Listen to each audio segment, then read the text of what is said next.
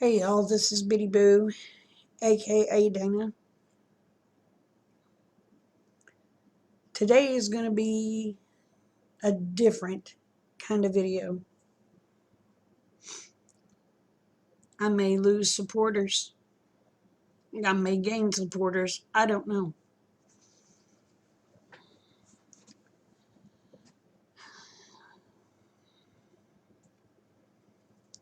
Anyway, I was on Facebook playing Bingo Blitz because that's one of my favorite games. A lady comes into the room that I'm at, asks for a specific item. So I go over into my inventory to see if I have this item. Sure enough, I have it. Was just fixing to click on her name and add her to my game to where I could send the item.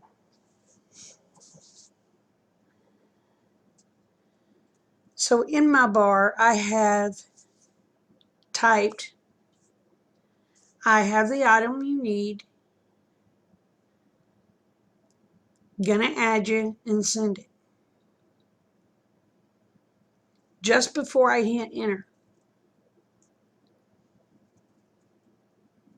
she mouths off. Well, I guess if I'd been white, somebody would have helped me.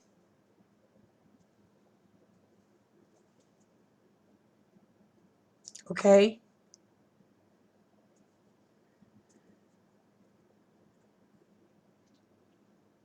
I typed in there, I was just fixing to add you, and you popped this racist crap off. So I'm not going to add you now. All she had to do was say, oh man, I'm sorry. I just got overwhelmed and let my emotions get the best of me. I could have respected that. No. So you're not going to send it to me because I'm black. No, I'm not going to send it to you because of your attitude.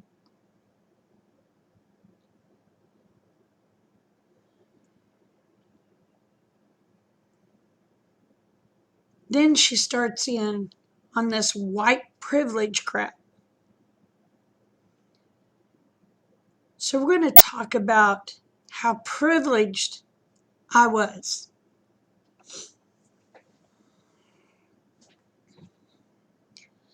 So I'm going to give you a little bit of a history. I am the youngest of 4 children.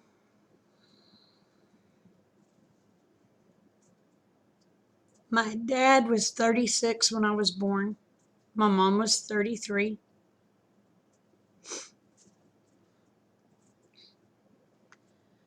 My dad worked in a radiator shop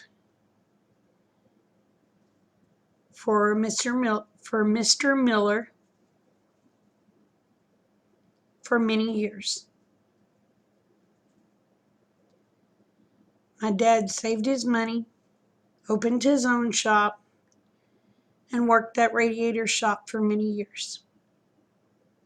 The work got too hard because Dad was getting older.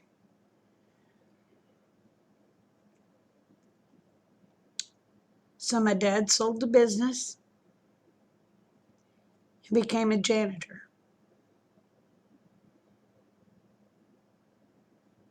Well, my dad had a nervous breakdown.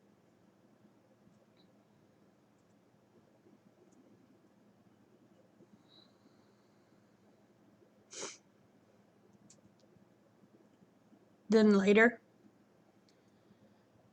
my dad was working at the stockyards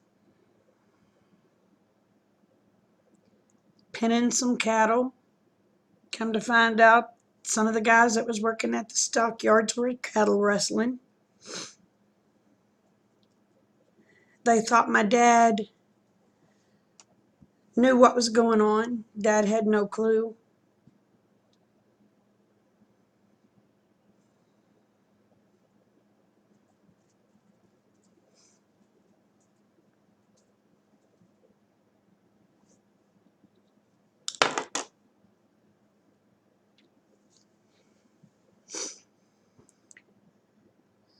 They turned a mean bull in on my dad.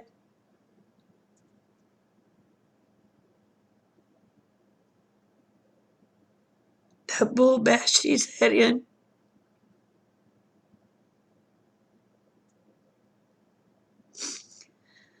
Broke a number of bones.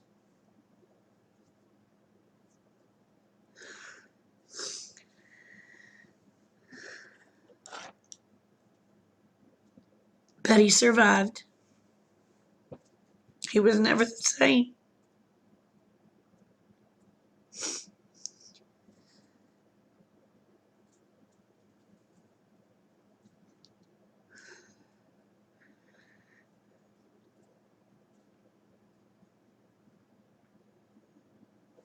Anyway,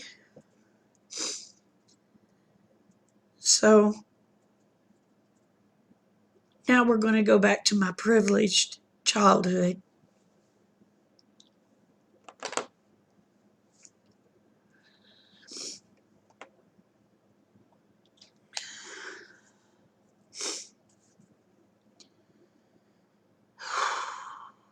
Sorry.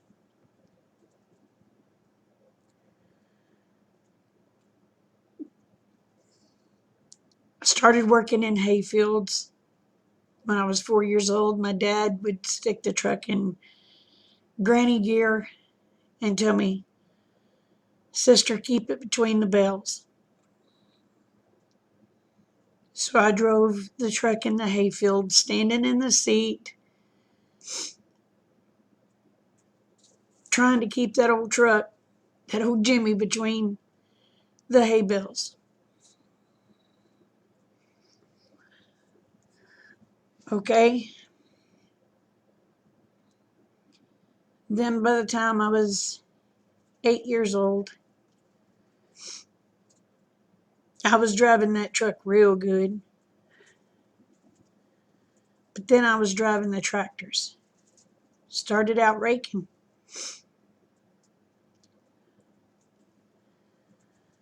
Not only did I rake hay for my daddy, I raked hay for my cousin, my uncle,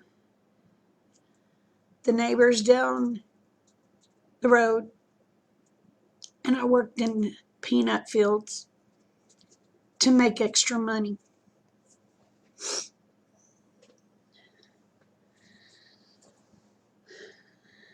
So then I did that many years. Before I went to school every morning, I got up at 4 o'clock in the morning, had to go feed and water the pigs. If we had cattle in the lot for butchering, I had to make sure they had water and feed. Had to milk the cows. Had to make sure the chickens had water. Mama fed them in the afternoon.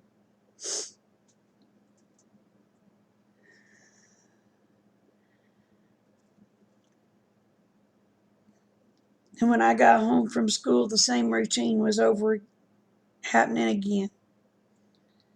I did the same milking and the feeding and all that again. I guess my life was a little privileged on that because I had fresh milk. We had meat on the table that we raised. We had fruits and vegetables from our gardens that we had raised. I helped can, shell peas, everything during the summertime so we would have food for the winter because I was so privileged. Not only did I help my daddy when he went and cut wood, I hauled the wood. I come to the house, I split the wood. Made sure we had plenty of wood on the porch to get us through.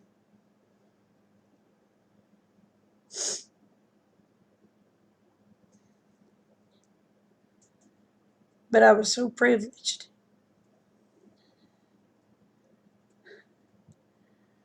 But I was privileged in a way, not like they want people to think. Didn't have things given to me. I worked for everything I had.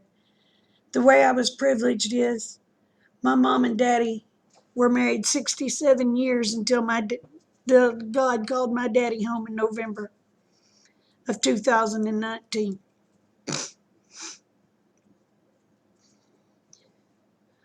Once I became a teenager that I could have a job during the week from 8 o'clock in the morning to 3 o'clock in the afternoon. I worked at the swimming pool. I was a lifeguard. From 4 o'clock in the afternoon till midnight, I worked at McDonald's. Had to have my weekends free so that I could work the hay fields.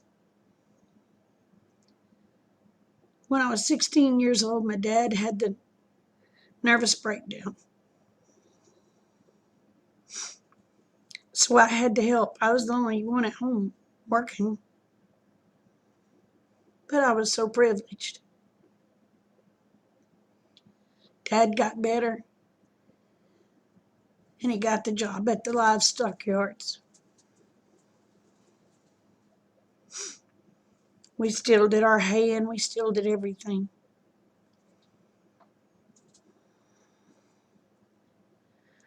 I worked hard, I studied hard to try to get scholarships so I could go to college. Well, for one, my dad wasn't on the school board, so I didn't get scholarships. And we didn't have a united college fund for children of my color. I'm a mutt.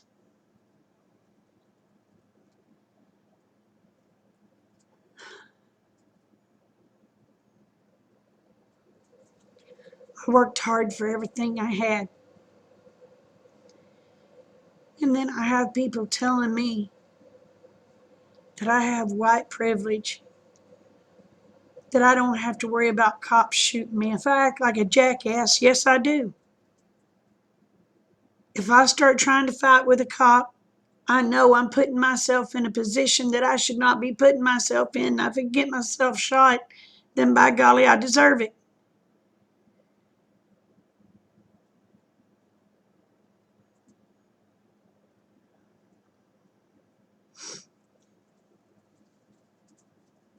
George Floyd's death was wrong. It was wrong. Okay? Period. It was wrong.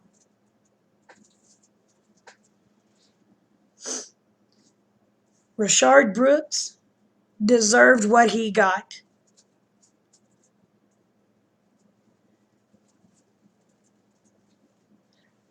There's no telling how many lives those officers saved from keeping him from behind that wheel driving drunk. He could have killed many little kids, innocent families, from driving drunk. It was his fault he resisted arrest. It was his fault he grabbed that taser and shot at those cops twice with it. They wanted to go home to their families too. They did what they had to do.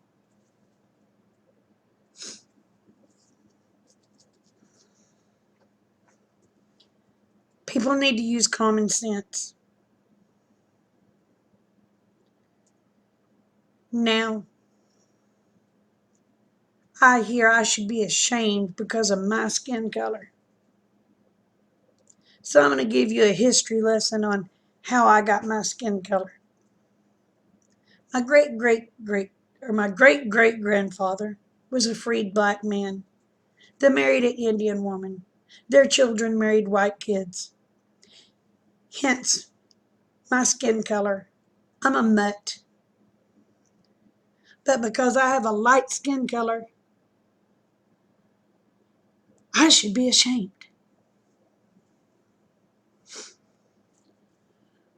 Why?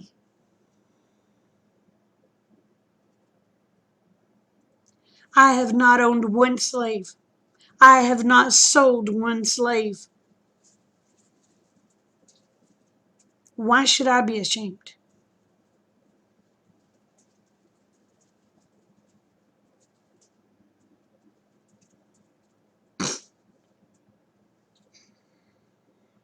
Sorry, I get.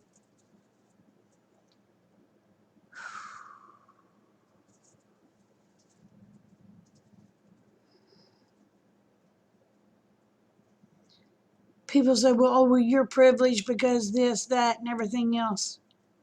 Bullshit.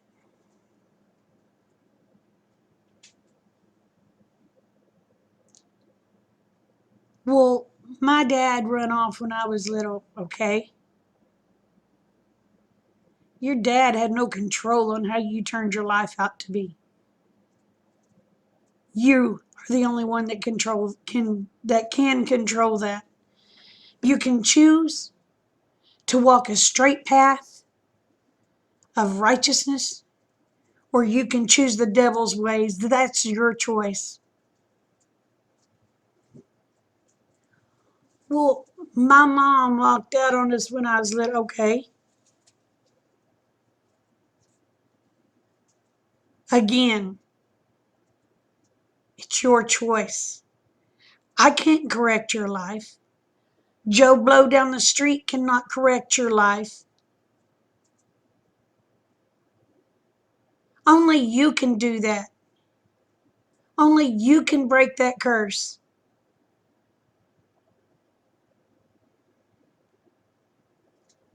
But do not expect me to go and work my butt off and do everything I do to just give it to you.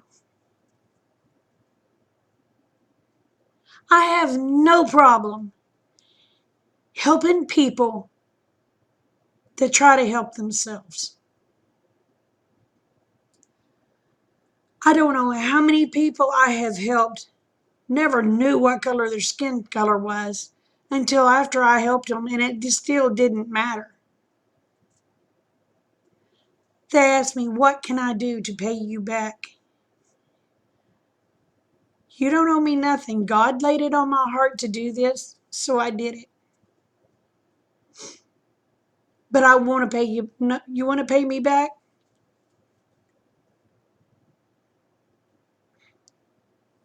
Help another brother or sister that's trying to help themselves. Pay it forward. I don't want it. But yet, I'm the white devil.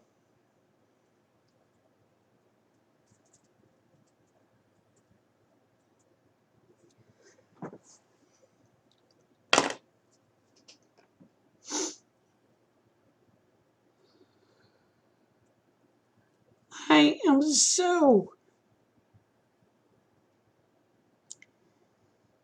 sick and tired of this Black Lives Matter movement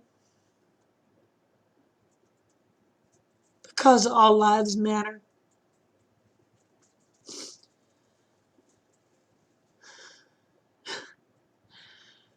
They want to scream Black Lives Matter, Black Lives Matter.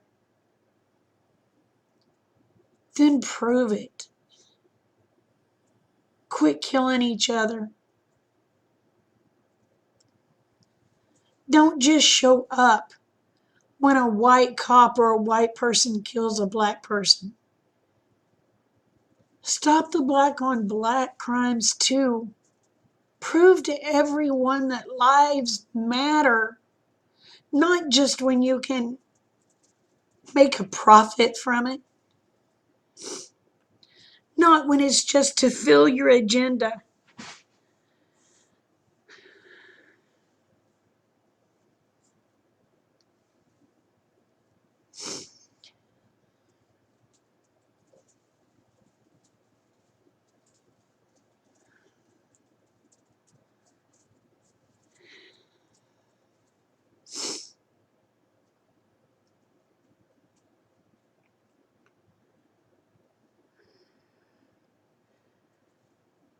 Jesse Jackson, Al Sharpton, and God, I can't even remember the other man's name. The only thing they're out to do is to line their pockets. They don't care about you.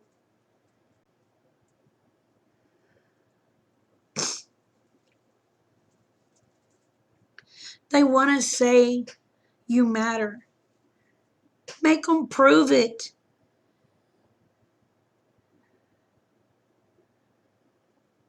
Please stop killing each other.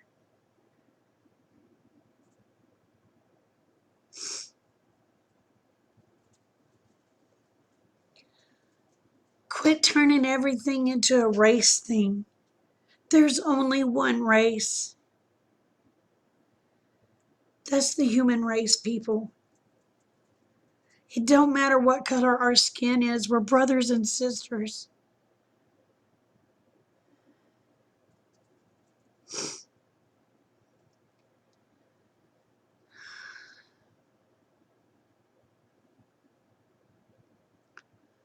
I'm going to quit ranting.